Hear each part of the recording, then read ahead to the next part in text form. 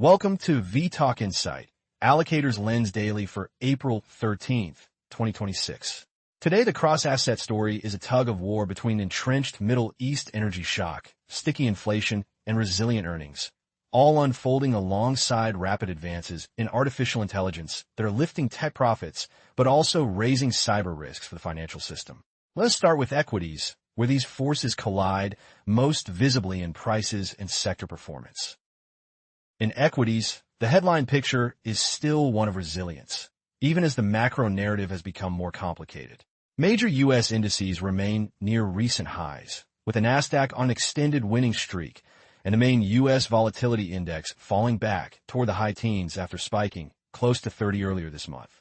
That drop in volatility has encouraged systematic strategies and risk models to add exposure, amplifying a rally already supported by positive earnings revisions and strong leadership from megacap technology. Beneath the surface, performance is highly uneven. Semiconductor and AI infrastructure names continue to show powerful momentum, helped by TSMC reporting revenue growth north of 30% year-on-year and order books for optical component suppliers being filled out to 2028. Data center and digital infrastructure plays are also in focus, with a leading colocation stock up more than 30% year-to-date and a new digital infrastructure trust being brought to market to capture demand from AI data centers. In contrast, software and cybersecurity stocks are under pressure as investors reassess how generative AI could both disrupt traditional software business models and accelerate the discovery of long-standing security vulnerabilities. Geopolitics and valuation are the main friction points for this equity story. In Europe, indices are priced for further earnings upgrades, even though macro conditions are weaker than in 2022. Policy support is fading, and regional tensions remain elevated, leaving markets more exposed if corporate guidance disappoints.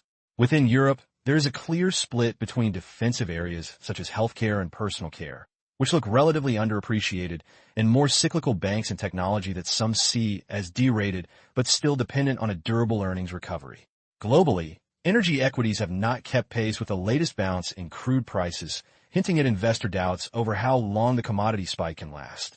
The upcoming earnings season, starting with large U.S. banks and spreading quickly to AI leaders and energy producers, is likely to shift attention from ceasefire headlines toward margin resilience, energy cost pass-through, and early evidence on returns from massive AI capital expenditure. Turning to rates, the latest U.S. inflation print has reinforced a higher for longer narrative. Headline CPI for March jumped to around 3.3% year-on-year from roughly 2.5% the month before, with a monthly gain of about 0.9% that marks the largest rise in several years. Almost all of that surge came from a more than 20% jump in gasoline prices tied to Middle East supply disruptions, but the effect on policy expectations has been meaningful. Markets have gone from debating how many cuts might arrive this year to assigning only a modest probability that there will be any cut at all. U.S. Treasury yields have risen and the curve has flattened, reflecting skepticism that the Federal Reserve will ease while inflation is being pushed around by supply shocks. There is heavy hedging activity in the 5 to 10-year sector as investors try to protect portfolios against further upside inflation surprises from both energy markets and geopolitics. Some strategists see scope for a bear steepening in the 1 to 7-year area if higher oil prices dent growth, but keep short-dated inflation elevated, while longer-dated yields could fall if growth risks start to dominate. Outside the U.S., rising Italian government bond yields and a shift in pricing for the Bank of England and the European Central Bank from cuts toward possible hikes underline how broad this reassessment of the global policy path has become. The big question for allocators is whether this is simply a volatile inflation episode or the start of something more persistent. If oil stabilizes in an $80 to $100 range, some argue the U.S. economy can continue to grow, especially given still solid employment and pockets of strong consumer spending in services and electronics. But scenarios where the Strait of Hormuz remains constrained and oil spikes toward $150 introduce clear stagflation and even recession risks, which would eventually pull yields lower and potentially restore some hedging value to long-duration bonds. For now, though, the dominant signal from rates is higher for longer policy, with central banks hesitant to ease until they are confident that energy-driven price swings will not unanchor inflation expectations. In credit, surface-level resilience masks a more nuanced allocation debate. U.S. high-yield spreads have tightened since Middle East tensions flared, and a key dollar high-yield index has pushed to record levels, signaling strong confidence in U.S. corporate fundamentals. Yet some fixed-income managers have already scaled back their credit exposure, shifting from very credit-heavy portfolios toward a more balanced mix with greater use of government bonds, arguing that spreads no longer provide much cushion against macro or geopolitical shocks. There is also more caution around high yield and emerging market credit, where spread volatility has picked up, while attitudes toward U.S. investment-grade debt are closer to neutral. Private credit is moving through its own adjustment phase. After years of aggressive lending and some weak deal structures, capital deployment has become more selective and enthusiasm has cooled, particularly among retail investors who have faced liquidity constraints and redemption limits.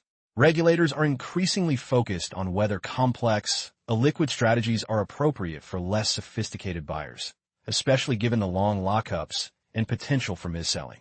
At the same time, large institutions such as pension funds are increasing allocations, viewing current conditions and more disciplined pricing as a potentially attractive vintage even as they monitor sector concentrations, notably in software and technology-related credits. A new and important dimension for credit risk is cybersecurity. U.S. financial authorities recently summoned major bank chief executives to discuss the implications of a powerful new AI model that can rapidly uncover vulnerabilities across major operating systems and browsers. Officials worry that, in the wrong hands, such tools can enable systemic cyber attacks on institutions whose core systems are often built on legacy technology that is difficult to patch. While large banks currently look robust on traditional metrics, with expectations for stable margins, modest loan growth, and a rebound in trading and deal-making revenues, the emerging cyber dimension is a reminder that tail risks are evolving in ways not yet captured by standard credit spreads. Foreign exchange markets are sending more ambiguous signals than in past stress episodes. The weakening trend in the U.S. dollar was interrupted when Middle East tensions escalated, but as immediate fears of further escalation ebb, indicators are tilting back towards softer dollar, even though direction is far from settled. Recent equity strength has coincided with phases of a weaker dollar, firmer gold, and briefly lower crude prices, underscoring how currency moves, commodity prices, and risk appetite are tightly intertwined. Compared with earlier crises, the haven bid into the dollar has been more muted, with demand for alternatives such as the Swiss franc and selected Asian currencies playing a larger role, while the yen remains constrained by energy import dynamics. Bitcoin has behaved increasingly like a high beta risk asset, rallying alongside equities when oil prices fell sharply over a recent week. Gold still acts as a portfolio diversifier in the face of geopolitical and monetary uncertainty, but its recent trading suggests momentum and positioning are also powerful drivers, rather than pure safe haven demand. Commodities, and oil in particular, remain the fulcrum for the macro outlook. The Strait of Hormuz is still effectively constrained, leaving hundreds of ships stranded and keeping a significant share of Middle East supply off the market, while damage to Saudi Arabia's East-West pipeline and repeated attacks on regional infrastructure have removed up to roughly 1.3 million barrels per day from global flows. Physical crude markets are extremely tight, with prices hovering near $100 at times and daily swings of several dollars reflecting very low conviction about near-term direction. Analysts warn that if access to the strait does not normalize and military deterrence remains limited, oil prices could spike toward $150 or even $160, a scenario that would materially raise global recession risk. Beyond crude, other commodity markets are sending more mixed, often idiosyncratic signals. A strong Brazilian coffee harvest is expected to offset some of the logistical challenges tied to Middle East shipping routes, limiting upside pressure on coffee prices despite rerouted trade flows and softer demand. By contrast, global sugar markets look tighter as India restricts exports and some producers divert supply into ethanol, while high chocolate prices have already curbed demand and encouraged the use of substitutes as prices begin to ease. These developments feed into inflation baskets in different ways, reinforcing the idea that headline inflation is likely to be more volatile over time rather than steadily higher. The energy transition and AI are increasingly intertwined in the commodity story. In the United States, abundant natural gas supplies keep electricity prices relatively low, buffering the economy from some of the oil-driven power cost shocks seen elsewhere. At the same time, the cost of new gas turbine installations has almost tripled in recent years, making solar the cheapest source of new electricity capacity, even after accounting for tariffs and protectionist measures. However, solar's intermittency and the surge in power demand from data centers and hyperscalers mean that a diverse energy mix, including more expensive nuclear and gas-fired generation, will still be needed.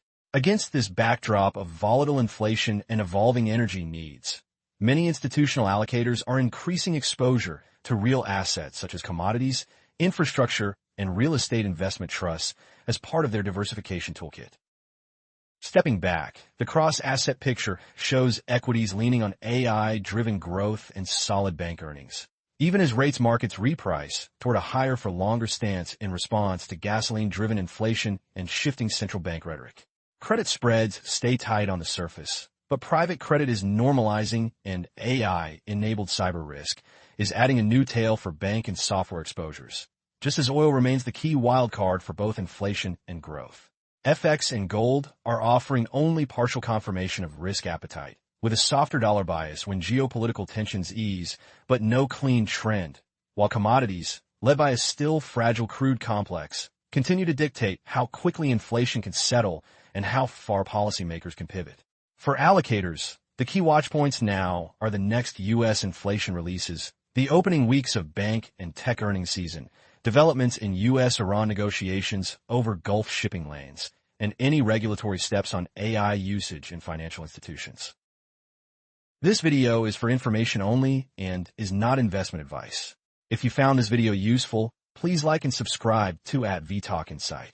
Alternatively, visit vTalkInsight.com to chat with our specialized AI market assistant and access the latest interactive market insights.